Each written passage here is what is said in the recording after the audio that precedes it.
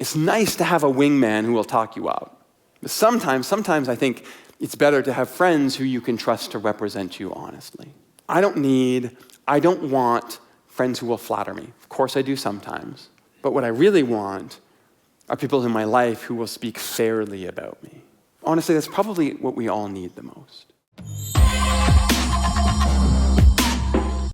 Today, we are going to look at the same story we did last week, essentially. Only this time, we're going to come back through the lens of David's relationship with his best friend, Jonathan. And yes, as I said, Jonathan is the son of the man who is trying to kill David, to say nothing of the fact that David is married to the daughter of the same man who is trying to kill him. Meet the Parents has nothing on the story of David, so there we go.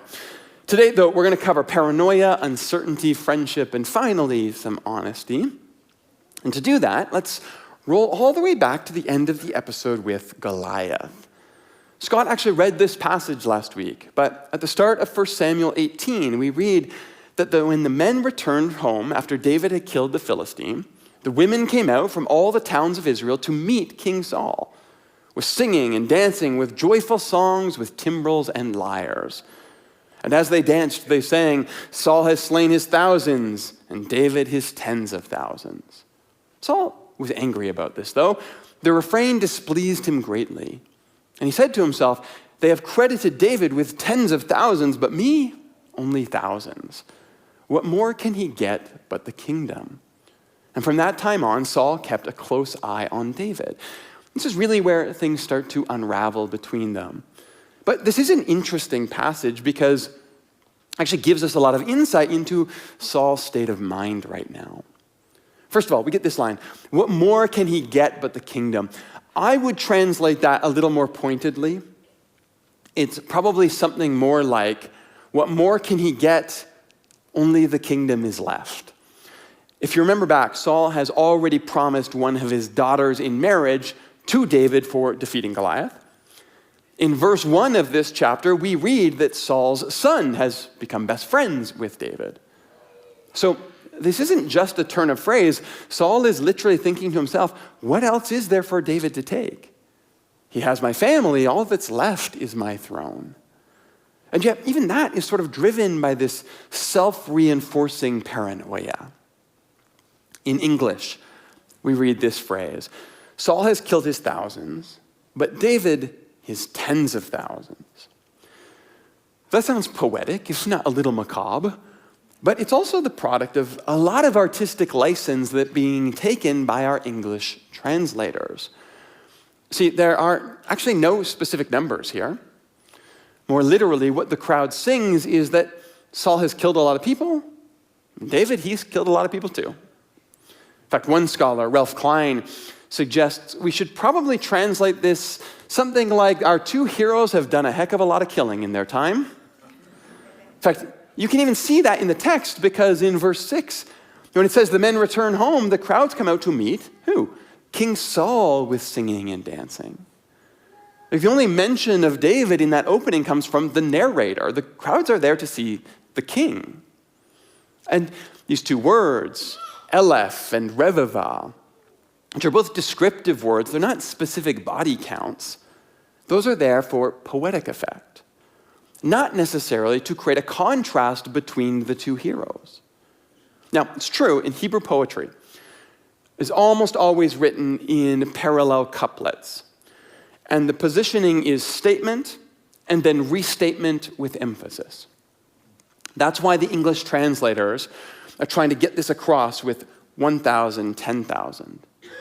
But even that doesn't necessarily mean the poem is intended as a comparison between David and Saul. The intention is the escalation of the victory and the celebration that's happening. So Walter Brueggemann writes that it is likely the song intends to celebrate Saul and David equally for an equal achievement. In victory, there's no need for destructive comparison. There is enough joy for both of them to share. However, importantly, that's not how Saul sees it. That's actually the point the writer's trying to get across. It's Saul alone who thinks a comparison is being made here. And that perception itself is then what steals from Saul what really should be his greatest victory as king so far in the story. Saul is increasingly losing himself to a worldview that is defined by mistrust and suspicion, anxiety. And once you go to that place, everything starts to seem ominous, even crowds that come out to celebrate you. Pay attention to this. Once you let someone convince you the world is out to get you, it really will seem like the world is out to get you. Once you start looking for demons in every dark shadow, you will start to find them behind every stubbed toe. It is surprisingly easy to lose touch with reality when we want to. And what we're going to see today is that the parallel relationship growing between David and Jonathan, that develops as the counterpoint to the kind of insecurity that's driving Saul toward his downfall. But okay, David and Jonathan, what's with these two? 1 Samuel 18:1. After David had finished talking with Saul, Jonathan became one in spirit with David, and he loved him as himself.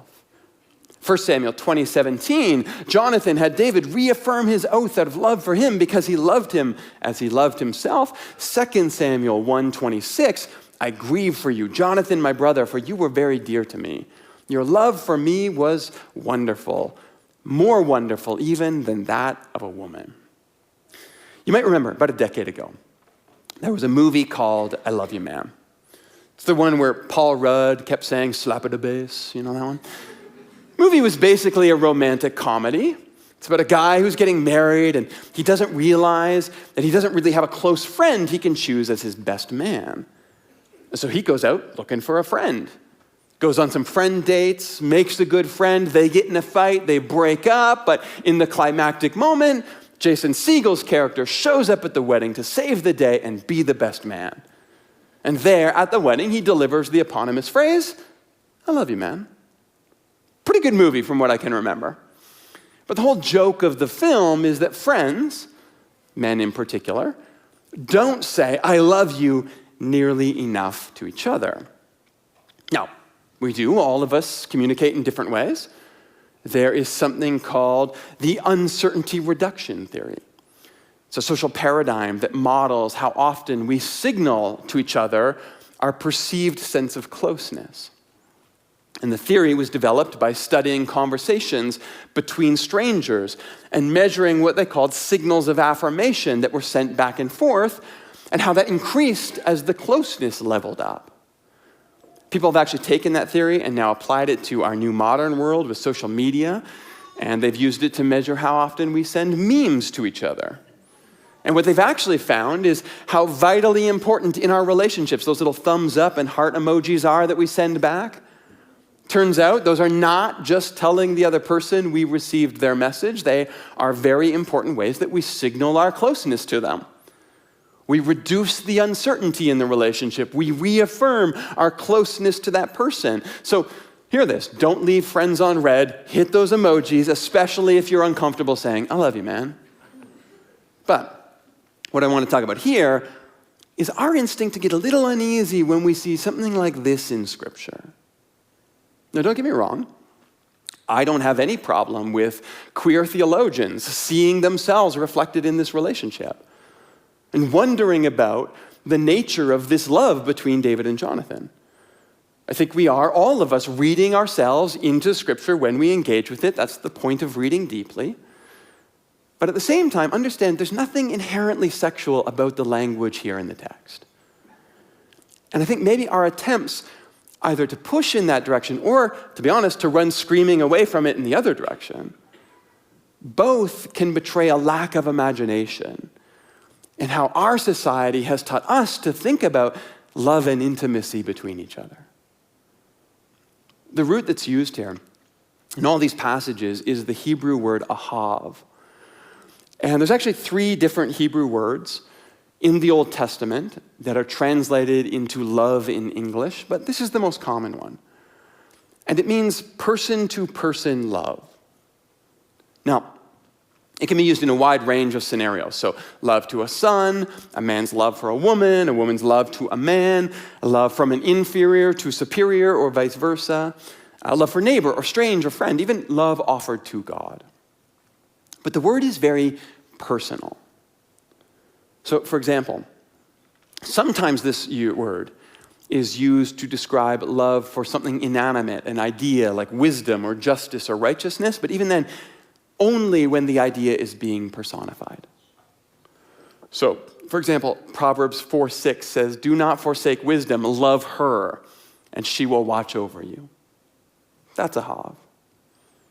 The point being, love in the Hebrew culture is a very broad idea, encompassing all kinds of different relationships and contexts. It can be used for lots of different situations and many things, but none of them trivial. In other words, the Hebrews loved their friends. They did not love their tacos. Although, let's be honest, they would have loved tacos if they had a chance to try them. We all do, it's fine.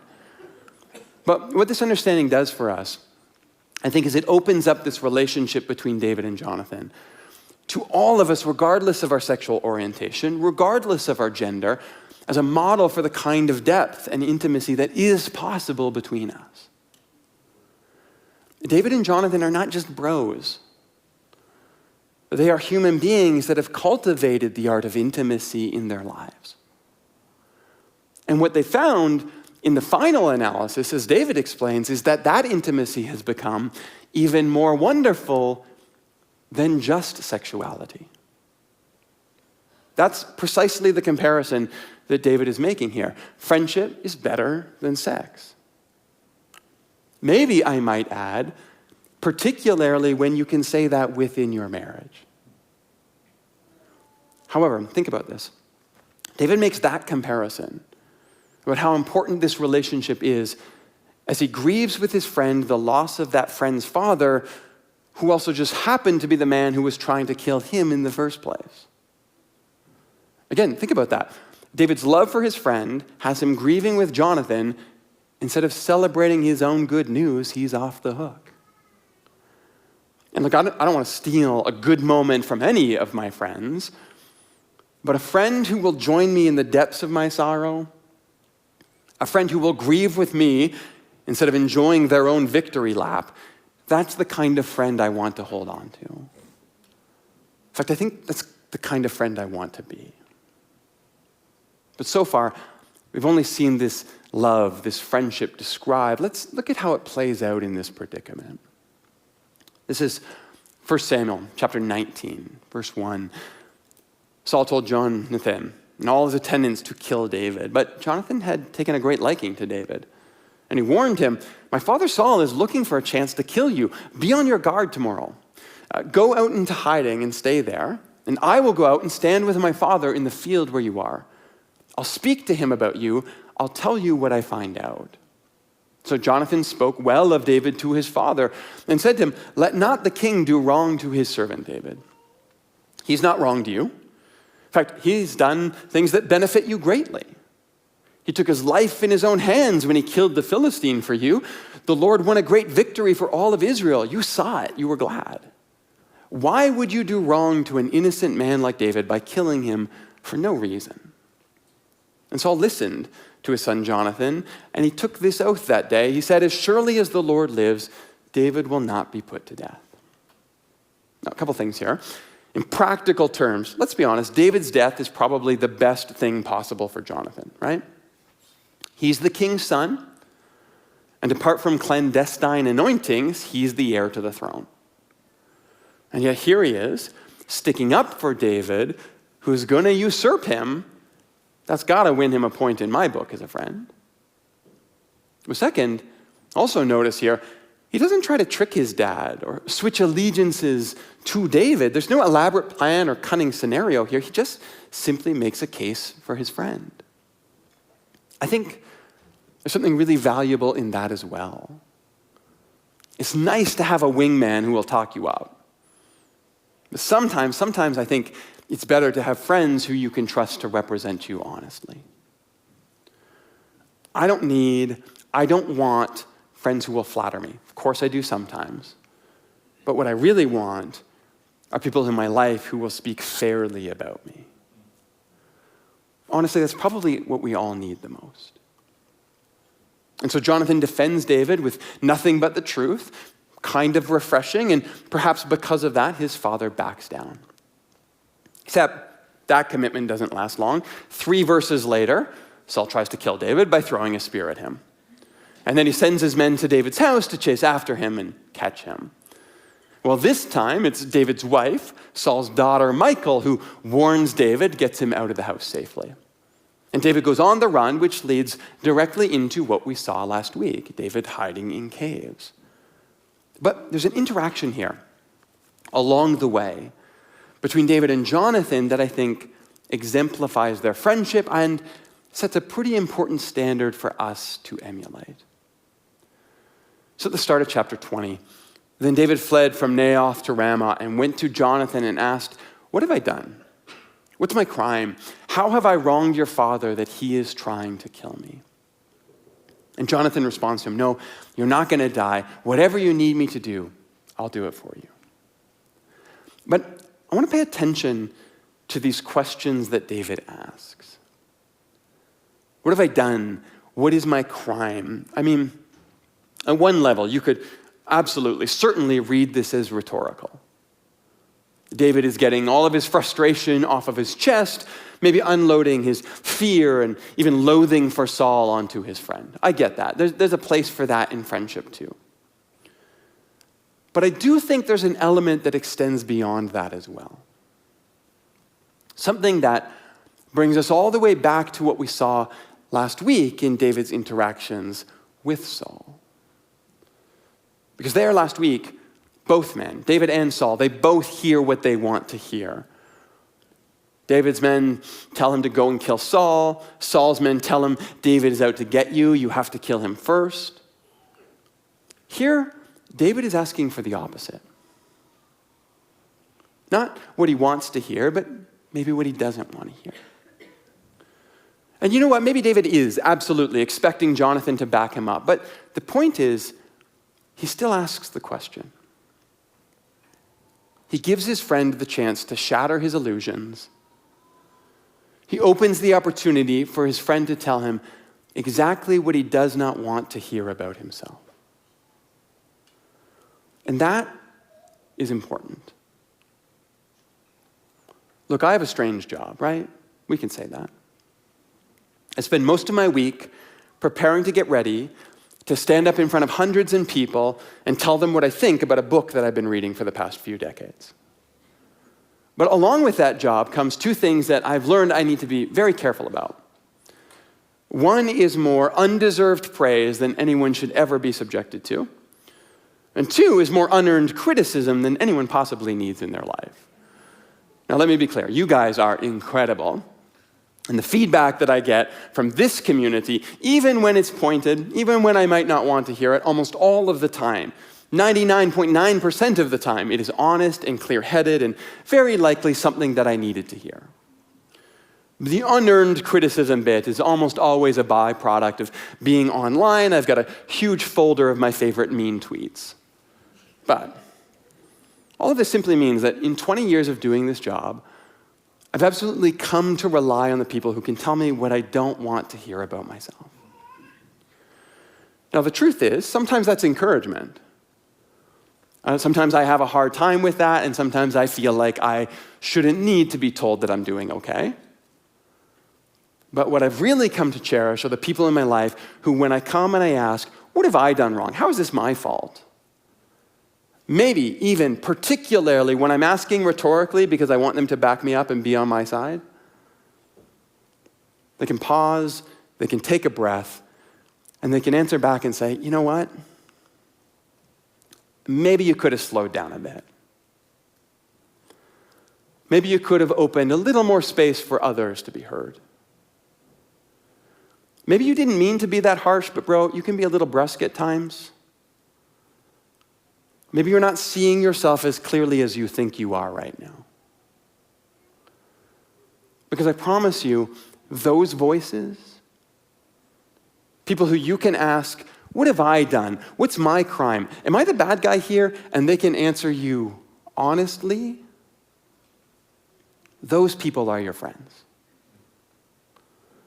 Those are the people who will stop you from hearing only what you want to hear about yourself. Those are the people who will stop you from going down paths that look really enticing, but ultimately won't take you to where you want to be. See, I am convinced that this David right here, before he's king, before he's surrounded by yes men, before he's encircled by power that stops people from answering him honestly, I'm convinced this David can choose well because he has friends like Jonathan in his life who will tell him the truth. And I think later, part of his failings is that he doesn't have those kind of people anymore. So I'm absolutely convinced that you and I, we would do well to cultivate these kind of friendships with Jonathans in our life as well. So that maybe we can learn from the best of David's story before we have to learn from the worst of it that's coming.